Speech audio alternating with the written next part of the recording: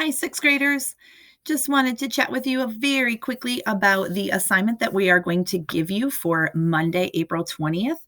We've noticed Mrs. Newton and I and Mrs. Robidoux have noticed a little bit of struggle with reading directions. And sometimes it is confusing. You don't have the teacher to sit there with you and bounce ideas off of and ask questions. So we're just going to walk you through this. This is a visual literacy lesson. Visual literacy is the ability to comprehend or make meaning of, communicate through visual means like images, drawings, advertisements. You are bombarded all the time with images, visual images, things that you can see on your apps, on your phones, on your TV, advertisement all the time. And what we want to encourage you to do is to understand what you're seeing.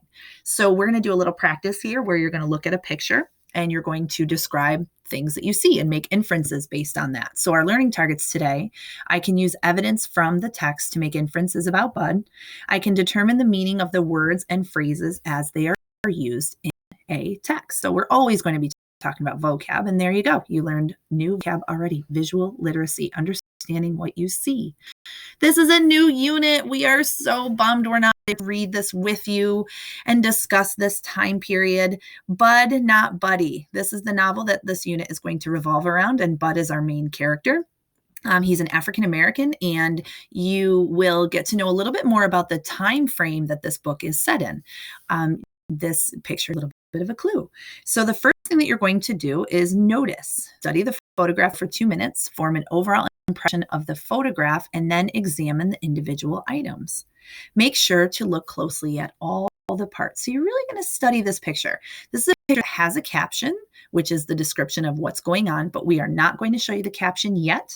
We want you to just kind of get your overall impression of this picture.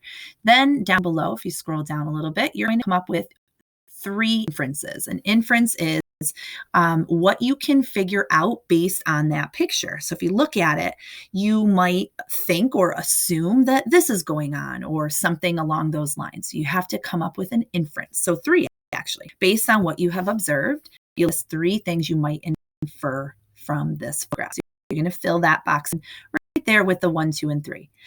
Down here for number 3, what questions does this photograph raise in your mind? So what are you wondering? So remember, we did this in class a lot, notices and wonders. So you're giving us your notices, then you're giving us some inferences, and then what are you wondering? So as you can see at the bottom of my screen here, it says, here is the caption. I'm not going to show you that right now because you haven't done the sheet. So we're going to scroll through that really quickly.